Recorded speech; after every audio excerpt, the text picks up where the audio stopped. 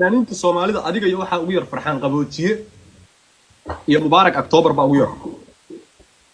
Mubaarak anoo iga yar Mubaarak ma ka yar Mubaarak 2014 may 15 garowe hotel Mubaarak laha isku aragnay asoo yar oo ma taqaana oo koox baanda dhan ee daba socota hotel isugu nimaaday uu yaraa uma yar ahaa laakiin marka ana waa qablameeyay wasaas ka soo cararay geersha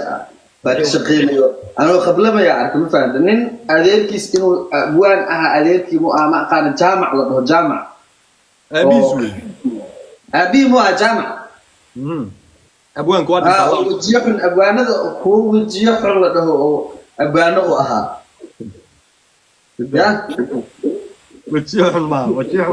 magaca reebidlan baa ku caay jiray la jabada meesha ka soo baxeen way xanfar iyo ha ma aqaade saasa la dhihi jiray moogtaa magacaasa la dhihi jiray caayiga ma aha magacaasa la dhihi jiray adiga waa marsiisay wuxuu soo cilaad waa u dootagaa ha ma yadii caayo ani uma ba arki waa hadda way ku caanbaxa qofku wuxuu ku caanbaxa loo daayaa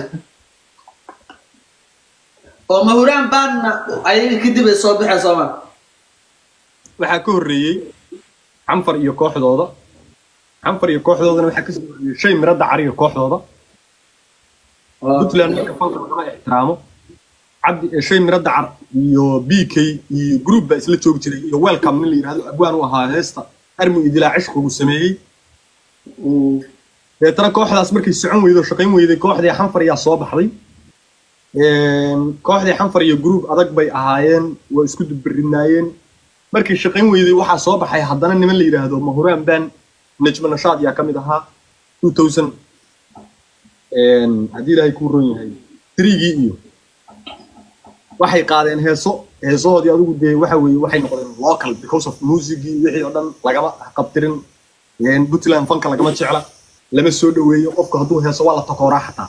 magacyada hadda sheegis